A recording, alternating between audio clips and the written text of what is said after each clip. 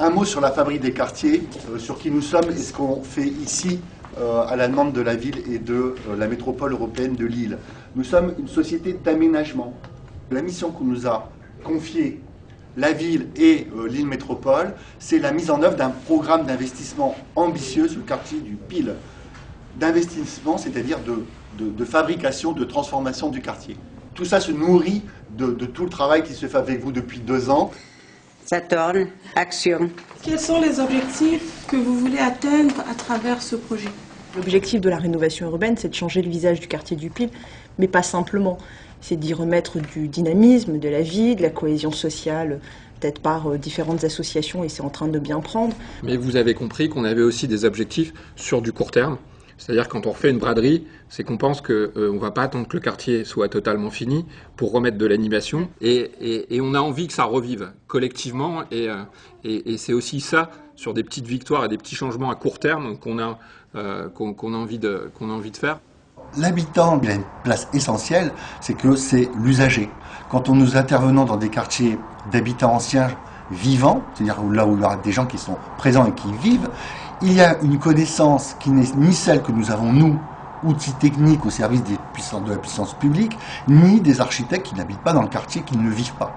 Donc ils ont une capacité et une expertise finalement de maîtrise non plus d'ouvrage ou de maîtrise d'œuvre, mais de maîtrise d'usage, ceux qui vivent dans les quartiers et qui le pratiquent au quotidien. Marie-Paul, Chantal, Alexandra, Yamina, pas mal, hein. Puis les jeunes aussi, ils sont tous là les jeunes. Lucine, Keba. L'idée, c'est d'identifier au sein d'un quartier et de mobiliser des gens qui ont envie de faire bouger ce quartier, qui ont l'envie de se projeter, l'envie de s'impliquer, et de s'appuyer sur cette envie-là et cette mobilisation-là pour construire le projet et pour le développer dans l'espace et dans le temps. Comment faire pour motiver les gens et qui se sentent concernés? Arriver à trouver les bonnes questions, celles qui sont à la fois au plus près des gens, et aussi les questions qui posent, qui interrogent l'avenir du quartier. Il faut arriver à faire en sorte que les gens partagent, et que nous partagions avec les gens, et vice-versa, une vision commune de l'avenir du quartier. Comment faire ça? Nous, modestement, on a essayé de mettre en place des ateliers. On a fait en sorte que le travail soit rythmé par des rencontres avec vous, ateliers ou réunions publiques, etc. Et ça, c'est quelque chose qui nous semble extrêmement important, parce qu'à chaque fois, premièrement, on vous présente un sujet, deuxièmement, vous nous dites ce que vous en pensez. C'est pour ça que c'est important là-dessus de réussir ces premières concertations et que ça produise du résultat, parce que c'est comme ça qu'il y aura de plus en plus de monde dans le train, et c'est aussi comme ça qu'on va réussir à réintéresser les gens en disant « Tiens, il s'est passé un truc, on a proposé des choses et on a été écoutés ». On a besoin de vous à ce moment-là, on a besoin des associations, de tous ceux qui ont commencé à y travailler, pour imaginer ce qu'on peut faire. C'est unique. C'est-à-dire, on va ensemble formuler un programme qu'on soumet aux élus, avec lesquels on discute et on réalise. Vous allez parler, on va vous écouter, on va faire. Le moteur du Pile, c'est les gens. T'as bien aimé faire ça? C'était bien. Oh. Mieux que Fortnite. Arrête. Non. Est-ce qu'il faut bien connaître les habitants, leurs habitudes pour faire un projet? Ou est-ce qu'il faut faire en général pour tous les habitants? Il faut faire avec les spécificités locales du quartier, mais ce programme de rénovation urbaine, il est d'abord pour les Pilois, mais il est surtout pour tous les Roubaisiens et pour toute l'image de Roubaix.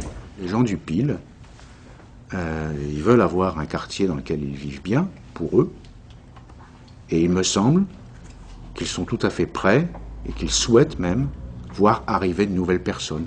Donc pour moi, c'est pas deux questions opposées du tout, c'est deux questions complémentaires, et il faut effectivement qu'on parte de l'histoire du Pile et qu'on ouvre la porte vers l'extérieur.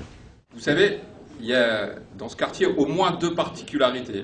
La première, c'est c'est l'âme forte quand on vient au Pile. On sent que c'est un quartier qui a une âme, avec des habitants qui sont attachés au quartier. C'est pour ça qu'on vient toujours avec plaisir. La deuxième, c'est l'immensité du travail à faire. Mais tout le monde sait qu'il y a beaucoup de boulot pour améliorer un certain nombre de choses. Les changements dans le quartier, comme on les fait pour vous, il est nécessaire qu'on les fasse toujours avec vous. Si les gens sont associés aux décisions, à l'évolution, là, ils vont se sentir concernés.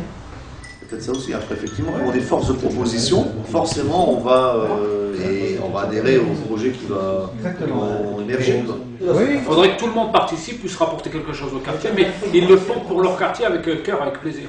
Il faut pouvoir donner à l'équipe de Pile Fertile et à l'ensemble des intervenants matière à travailler.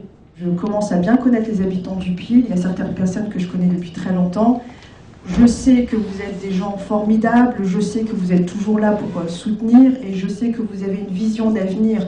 Et c'est ça qu'on va partager avec vous pour votre quartier parce que vous tenez à votre quartier. Donc je voulais tous vous remercier et vous dire à bientôt et au travail, à vos crayons et à vos esprits. Le parc du Pile, c'est un premier élément donc fort du programme d'investissement qu'on nous a demandé de faire. Le parc correspond à un besoin au Pile extrêmement important, un besoin de nature. Vous ne cessez pas de nous le répéter, il y a un besoin de nature. C'est un quartier qui n'a pas été fait pour accueillir la nature. Aujourd'hui, à notre époque, eh bien, on la met, la nature dedans. Et on va se poser collectivement un certain nombre de questions extrêmement importantes. Quelle nature veut-on au Pile? Quelle nature veut-on sur le parc? Pour qui est-ce qu'on fait le parc? Comment est-ce que le parc va être pratiqué? Quels usages? C'est-à-dire, qu'est-ce qu'on va y faire? Et comment vous pouvez, vous, dans le temps, maintenant, à partir de maintenant, mais pendant le temps de la réalisation, et bien sûr, après, comment est-ce que vous pouvez vous y investir? Comment est-ce que vous pouvez faire en sorte de participer à la production et de participer à la gestion? La glace chaude. Mais vous seriez prête à faire quelque chose de plus que de profiter du parc? Oui, pourquoi pas. Oui. Et dans le jardin, vous irez dans le jardin faire le jardin? Parce que je m'évade. Ça, alors le basket. Là, j'avais dit que j'aurais mis une table pour jouer aux cartes. Je mettrais le kiosque à musique. Les enfants, ils viendraient faire leur spectacle là et ça ferait une salle en plein air pour toutes les familles. On fait le barbecue, parfois on fait la sauce africaine, la sauce de chez moi. Si on vient dans le jardin, demain il y a un jardin, et vous voulez faire la même chose, vous voudriez trouver quoi pour danser? Un endroit pour faire un barbecue. Pour faire un endroit pour faire un barbecue? Oui. On veut faire le jeûne. Le jeûne, c'est boulevard d'Armand. Normalement, t'en auras une qui va venir de l'eau, forcément. Qu'est-ce qui est prévu pour les enfants en termes d'équipement et en termes d'espace dédié? On sait que dans ces jardins publics, on va réussir à faire en sorte que les enfants que j'ai croisés tout à l'heure en arrivant à quelques rues d'ici qui jouaient au foot dans la rue trouvent peut-être un espace plus approprié et moins dangereux. On sait aussi que c'est important de gérer toutes les générations parce qu'on n'a pas les mêmes aspirations, qu'on doit trouver à la fois des lieux de rencontre mais des lieux aussi pour que chacun puisse avoir de temps en temps ces moments plus tranquilles. Ah là c'est la rue. Là non, en L. En L. Ça fait en L, ok, d'accord. une forêt en L. Et là il y aura de l'espace. Et tu mets où c'est donc c'est le lieu où tu te reposes? Bah oui. La lumière est quand même supprimée. Ah non, c'est fini pour nous. Et nous, il est beau. Moi je vais le faire. Ah, voilà. Avec des poules et des lapins. Et des chèvres. On a déjà la poule. Ah, les chèvres, c'était Moi, grand après, tout à l'heure. si vous m'entendez dire que c'est intéressant, vous allez dire il a dit oui. Surtout que vous êtes filmé.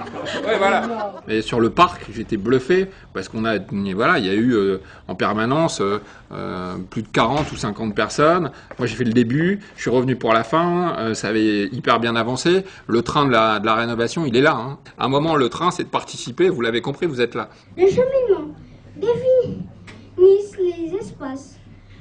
Cohabitation. Les différents espaces repos, jeux, culture, espaces réservés Au chien. Le fait d'essayer de faire quelque chose de nouveau, ça peut aussi éviter tout ce qui est squat et tout ce qui est arrivé dans les parcs au final, qui ont fini en terrain tout simple. Et là, c'est un petit bout du pile et il faut savoir à quelle génération vous allez vous adresser. Parce que mélanger avec l'espace qu'il y a, je veux dire, c'est pas, il n'y a pas beaucoup. Et comme il dit Yasser, il va falloir que ça soit quelque chose de structuré en fait. Forcément, quand on n'a qu'un hectare comme ça de jardin, on va faire en sorte je dirais qu'il y ait le plus de choses et d'ambiance possible pour que le plus de monde possible en profite. Et tout le travail qu'on aura à faire, c'est de faire le tri et de se dire, bon, bah, si on ne peut pas faire tout ça, qu'est-ce qu'on veut en premier? Il faut apporter de la couleur et de la lumière. Les gens, en fait, ils ont besoin de lumière et de couleur. Voilà, non mais c'est clair, il faut arrêter de dire, à un moment donné, on a besoin du beau, on ne veut pas du toc. On a aménagé aussi, de manière un peu expérimentale, un premier jardin pour voir comment tout ça pouvait, là on est dans la méthode, comment effectivement on pouvait mobiliser des habitants sur un certain nombre d'activités, là en l'occurrence de jardinage. Le parc de la teinture, c'est là où on va commencer à travailler sur la terre aujourd'hui. Il y a d'autres éléments d'investissement qu'on nous a confiés. C'est la réhabilitation du parc logement. Il y a des ateliers sur l'énergie, il y a des ateliers sur comment réhabiliter, tout ça. On a commencé le travail de réhabilitation. L'intérêt, c'est d'essayer de retrouver, puisqu'on a ça comme volume, d'essayer de retrouver le maximum de place. Donc on va se poser la question de l'escalier, puis en plus l'escalier, quand il est comme ça vous le savez aussi. Ça coupe la lumière. Voilà, même avec la fenêtre, quoi, ça coupe la lumière. Ça coupe la lumière, ça coupe beaucoup. Ça prend déjà énormément de place, donc ça c'est dans le cas où ça sépare la maison en deux. Comme ça. Les escaliers à la maison ne tombent jamais sur le milieu de la place. Ils tombent toujours sur le côté du mur. Ouais, donc ce qui fait que ça fait que je gagne avec un plus de place. L'isolation c'est important, parce que les maisons du Nord elles sont mal isolées. Les maisons de... Elles n'étaient pas isolées du tout. Du tout. Des simples vitrages, vous voyez, il n'y a pas de joint. On va se préoccuper pas de ça au moment où ça a été construit.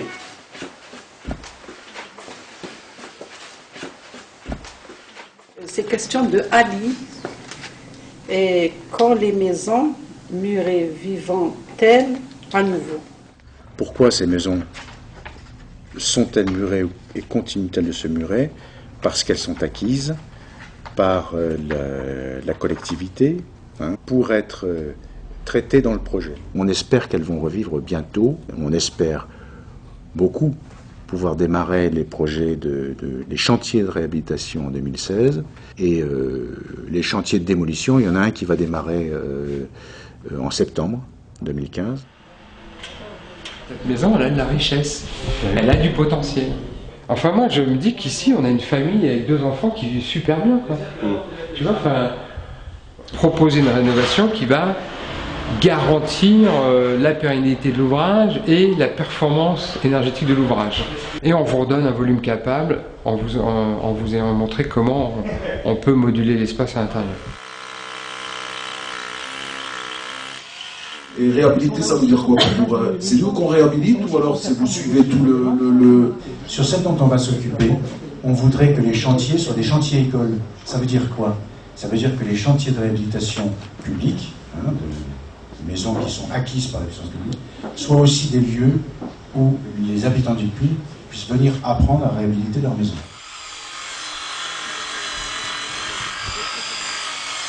C'est un espace de liberté, un espace de compréhension, un espace d'échange. On viendra faire des ateliers pratiques qui permettent justement d'apporter des solutions aux gens, des solutions qui sont les leurs et qui ne sont pas les nôtres.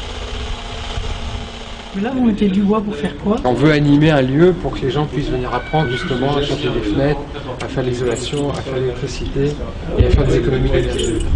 C'est vraiment la maison qui servira un peu de démonstration pour les économies d'énergie. Ce qui est important, c'est qu'il y ait une dynamique qui se mette en route, que les gens aient envie de rester dans le quartier. Ce projet de recomposition du cadre bâti suppose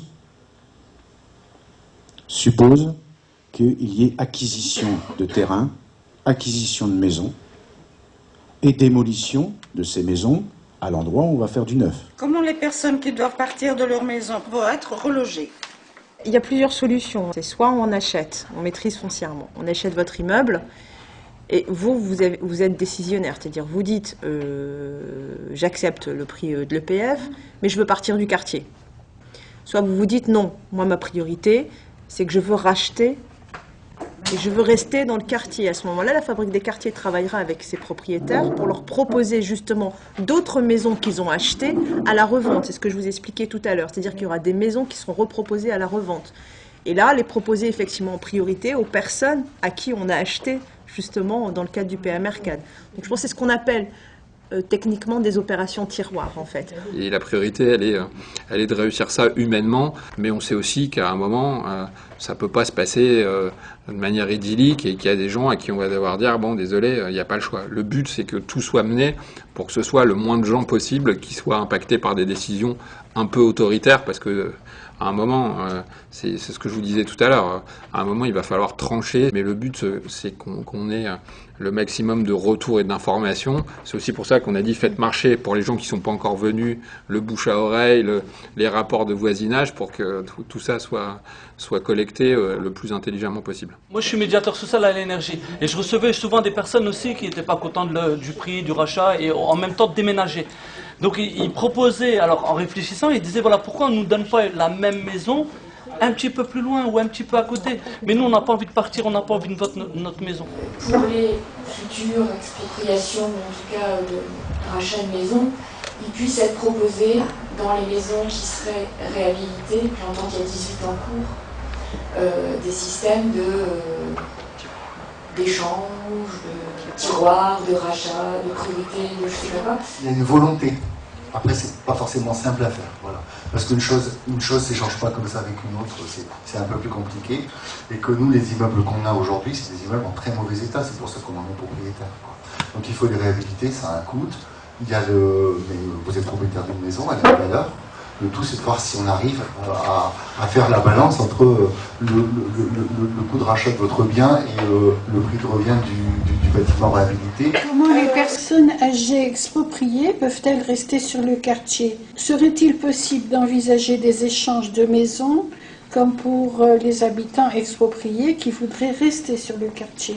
On espère bien éviter d'arriver jusqu'à l'expropriation. On espère bien faire en sorte qu'il y ait accord entre la puissance publique qui achète et puis l'habitant qui vend, ou à qui on demande de vendre. On est bien conscient que déplacer une personne âgée, c'est pas la même chose que déplacer quelqu'un qui, qui a encore 30 ans devant lui ou 40 ans devant lui.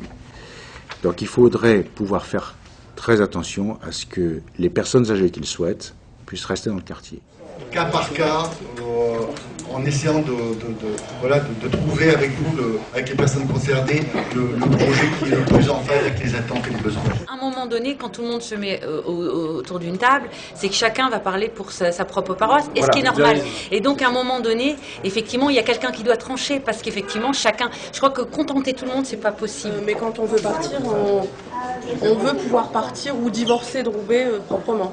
Ah, il y a une visibilité, c'est plus clair, parce que, attention, j'ai déjà vécu d'autres projets, l'information zéro, c'était noir. C'est-à-dire que comment ça se passe, comment on fait, quand on fait quoi, ça n'existait pas. Aujourd'hui, on arrive à savoir qu'est-ce qu'on doit faire. On voit même aussi la fin, quand ce sera plus possible de faire. Par exemple, quand il y aura la DUP qui sera déclarée en septembre. Aujourd'hui, on sait qu'est-ce qui se passe, comment ils font. Donc oui, ça s'échaude, c'est normal, mais je pense qu'on peut trouver des solutions. Après, j'attends qu'on me recontacte. Alors, est-ce que tout ça n'est pas des paroles en l'air?